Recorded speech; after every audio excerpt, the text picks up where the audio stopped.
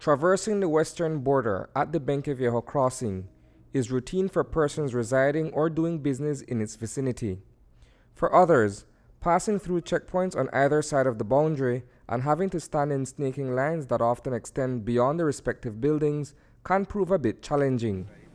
With the recent construction of an outdoor facility to control the ebb and flow of traffic entering or leaving Belize, passage should be less cumbersome. This area, before the project began, gave way to disorder, unwanted and dangerous incidents that put at risk the lives of our public servants and of the people who crossed back and forth on a daily basis on this area better known as the adjacency zone.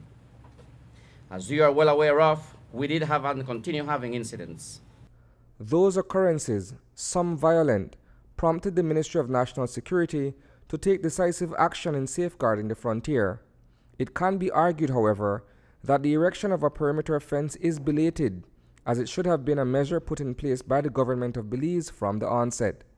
Nonetheless, the project, which began on May 14th, is complete and operational. I remember coming to the OAS office here and meeting with all border agents, both of the Belize side and the Guatemalan side, to try to maintain that peace and cordial working relations, to iron out our concerns and seek a better way of working together, exchanging ideas, etc. All to maintain the peace and security of what used to be a very porous entry point.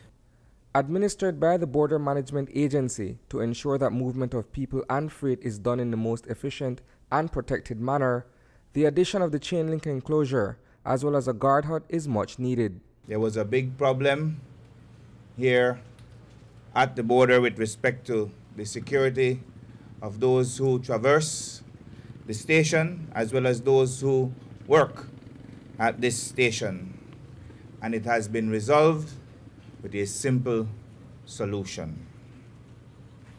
It is indeed a very short time ago that the National Security Council commissioned the Ministry of National Security to take hold of this project, which had been in the pipeline for at least the last 6 years, to address the security issues that were observed here at the Benque Melchor border crossing.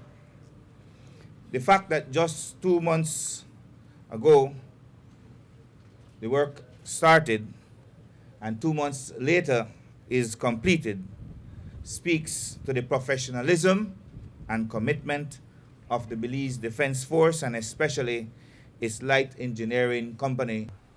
Due to its location between adjacent border communities, the area continues to see an influx of drugs, weapons, and undeclared currency, which poses a national security risk.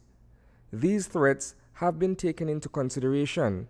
The Belize Defense Force personnel will now maintain a permanent presence at the border. We have a lot of illegal activities, transnational in nature, because countries are involved. I think last night there was news of something happening in Melchor. Somebody from Belize was arrested, and it's not only Belizeans that are the bad guys. We have got bad guys all over the world.